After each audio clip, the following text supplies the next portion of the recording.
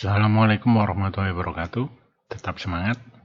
Kali ini kita membahas tentang pengelolaan sumber daya wilayah pesisir berbasis masyarakat atau disingkat PSWP BM.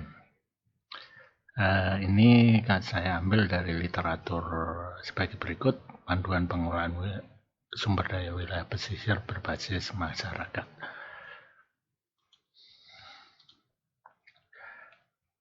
Apakah pengelolaan sumber daya pesisir terpadu itu?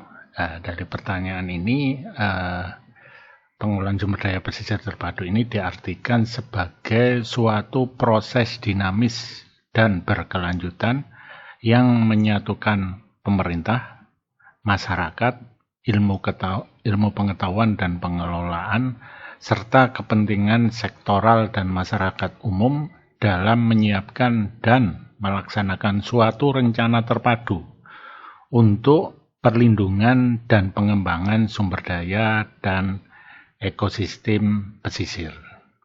Nah, apa tujuannya pengelolaan pesisir terpadu? Tujuannya adalah untuk mencapai suatu tingkat pembangunan secara berkesinambungan wilayah pesisir dan laut, kemudian mengurangi ancaman kerusakan daerah pesisir dan habitatnya dari bencana alam, kemudian menjaga proses-proses ekologis utama, sistem pendukung makhluk hidup, dan keanekaragaman biologis di wilayah pesisir dan lautan. Arti terpadu dalam pengelolaan pesisir terpadu di sini adalah terpadu antar sektor, terpadu antar pemerintahan, terpadu ruang, terpadu pengelolaan ilmu, dan terpadu internasional. Apa saja tahapan siklus pengelolaan sumber daya wilayah pesisir terpadu ini? Siklusnya ini kalau diibaratkan sebagai gambar berikut, bahwa siklus itu terus berputar, mulai dari tahapan pertama di sini adalah identifikasi isu, kemudian bertahap ke persiapan program, kemudian ke adopsi program atau persetujuan dan pendanaan, kemudian implementasi atau pelaksanaan, pemantauan dan monitoring. Kemudian berlanjut lagi mulai dari awal lagi bahwa identifikasi isu, persiapan program, dan seterusnya. Satu siklus dalam pengelolaan ini disebut sebagai satu generasi pengelolaan sumber daya pesisir terpadu. Ini berlangsung kurang lebih selama 2-6 tahun. Apa arti pengelolaan bersama atau disebut dengan co-management? Di sini adalah dari literatur Pomeroy dan William ini menyebutkan bahwa mendefinisikan sebagai co-management ini sebagai pembagian tanggung jawab dan wewenang antara pemerintah dan pengguna sumber daya alam lokal, dalam hal ini masyarakat, dalam pengelolaan sumber daya alam seperti perikanan, terumbu karang, mangrove, lamun, dan sebagainya. Masyarakat di sini merupakan mitra penting bersama dengan pemerintah dan pemangku kepentingan lainnya, stakeholder, dalam pengelolaan sumber daya alam di suatu kawasan.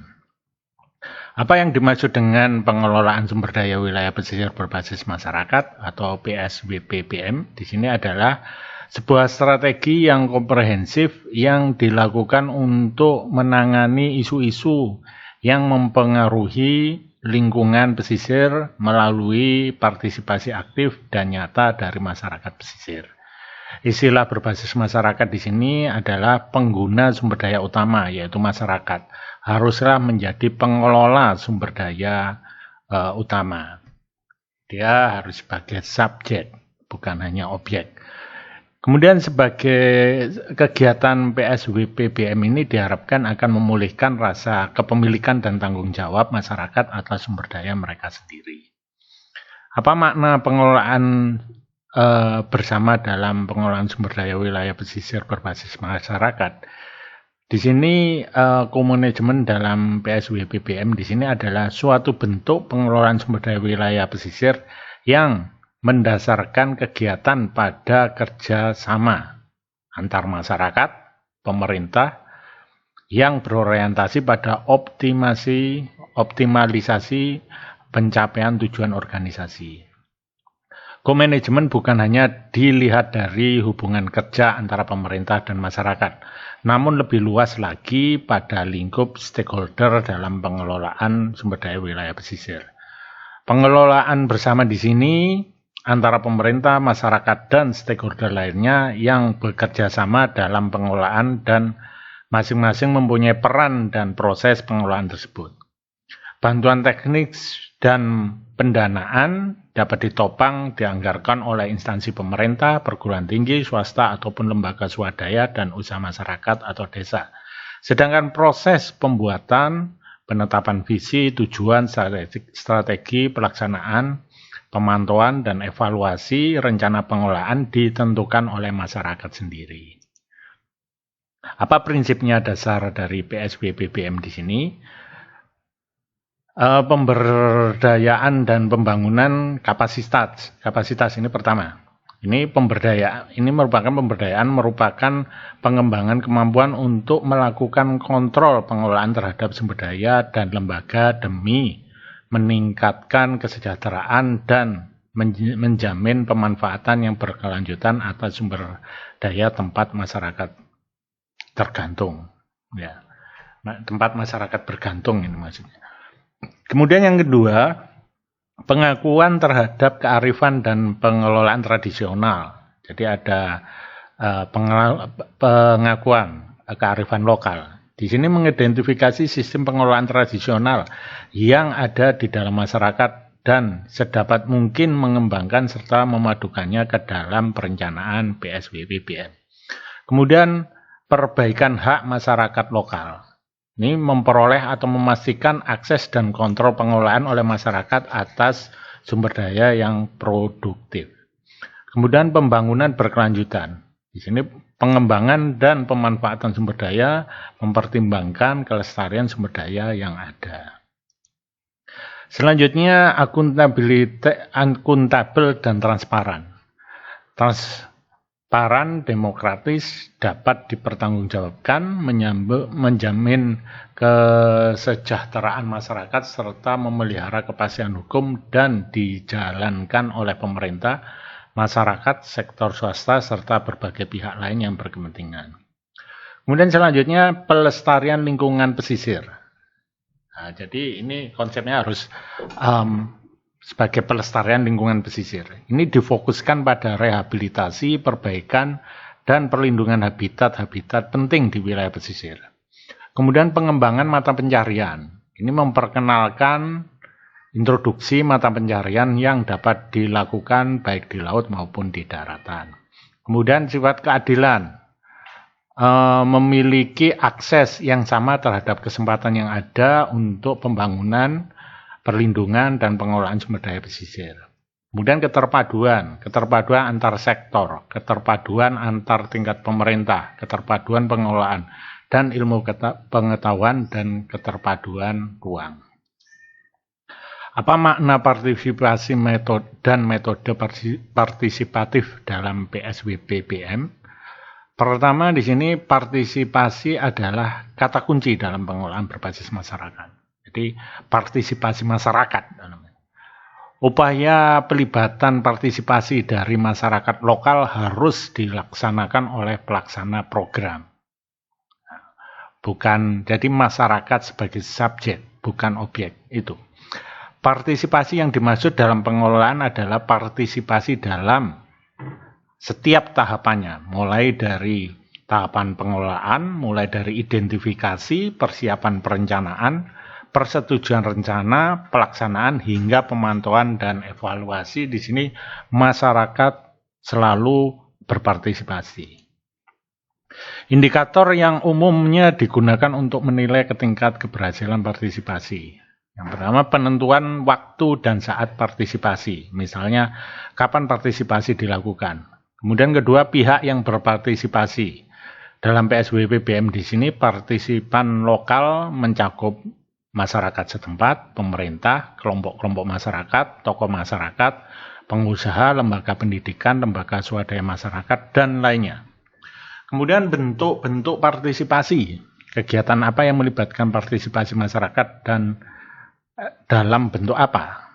Kemudian proses partisipasi masyarakat. Jadi ini indikator-indikator yang untuk menilai keberhasilan partisipasi.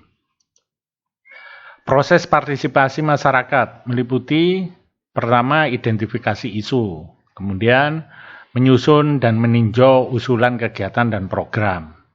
Selanjutnya memberikan masukan terhadap usulan kegiatan sesuai waktu dan yang cukup dan disediakan.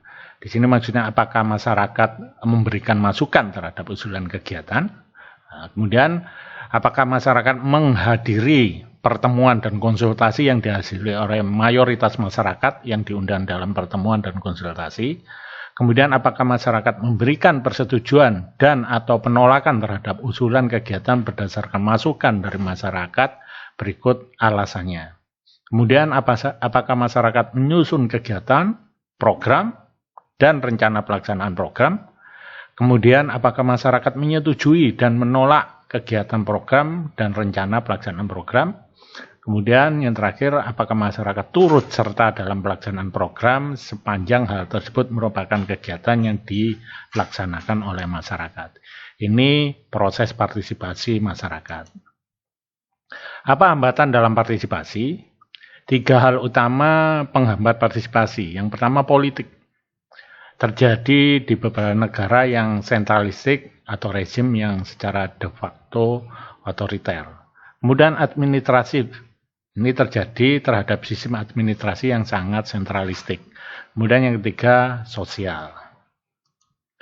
Kemudian memadukan dimensi gender dalam PSBB/PPM. Jadi hal-hal gender ini dimasukkan dalam PSBB/PPM ini. PSBB/PPM juga mengembangkan kesempatan yang sama bagi pria dan wanita untuk berpartisipasi penuh dalam pengelolaan sumber daya. Jadi tidak hanya masyarakat bapaknya, tapi juga ibu-ibunya di sini. PSBB/PPM di sini menganalisis atau mengevaluasi dampak pengelolaan pesisir terhadap pria dan wanita serta hubungan keduanya. Nah, ini perbedaan pembagian peran laki-laki dan perempuan dalam masyarakat. Misalnya pemanfaatan sumber daya. Di sini yang bapak laki-lakinya penangkapan ikan di laut, kemudian penangkapan dan pemasaran, kemudian penangkapan ikan di pesisir. Nah, sedangkan ibunya penangkapan ikan di laut lepas, proses pasca panennya. Penangkapan ikan di pesisir, penangkapan proses pasca panen dan penjualan. Ya, ada penjualan. Begitu juga untuk kegiatan produksi, ini kalau ini untuk budidaya ikan, penjagaan dan pemeliharaan, dan perempuan ini proses pasca panen atau pemasaran, kemudian pengumpulan kerang-kerang hasil laut. Kalau kegiatan rumah tangga, laki-laki kadang membantu memelihara anak, kemudian di sini ibu-ibu memasak, menjaga, memelihara anak, mengumpulkan kayu bakar dan air, pemeliharaan kesehatan. Terus proses pengambilan keputusan untuk rumah tangga, ini sebagai kepala keluarga, sedangkan ibu di sini perempuan kadang kala sebagai pengatur keuangan keluarga.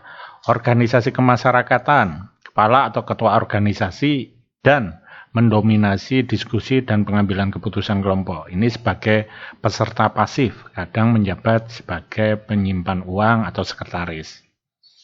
Dan di sini juga bagian konsumsi. Pemerintah selalu sebagai kepala atau dalam posisi pemimpin atau pengelola. Sedangkan perempuan di sini sangat jarang menduduki posisi pimpinan, untuk umumnya sebagai pengisi bagian administrasi. Ini identifikasi perbedaan pembagian peran antara laki dan perempuan dalam masyarakat pesisir. Contohnya seperti ini. Kemudian faktor-faktor penentu keberhasilan program PSBB/PPM. Faktor yang sangat penting dalam menentukan keberhasilan program di sini, yang pertama adalah jumlah penduduk yang relatif kecil. Kemudian yang kedua, persepsi adanya krisis dalam hal berkurangnya populasi ikan sebelum program dimulai. Kemudian ketiga, adanya program mata pencarian alternatif yang berhasil. Kemudian keempat, tingkat partisipasi yang tinggi dari masyarakat dalam pengambilan keputusan. Ini partisipasi masyarakat sebagai kunci. Adanya bantuan nasihat yang terus dilakukan oleh pelaksana program, dukungan dan bantuan dari pemerintah. Oleh karena ini, kesimpulannya semua pihak harus mempunyai peran dalam mendukung keberhasilan program ini. Itu yang bisa saya sampaikan. Terima kasih. Assalamualaikum warahmatullahi wabarakatuh.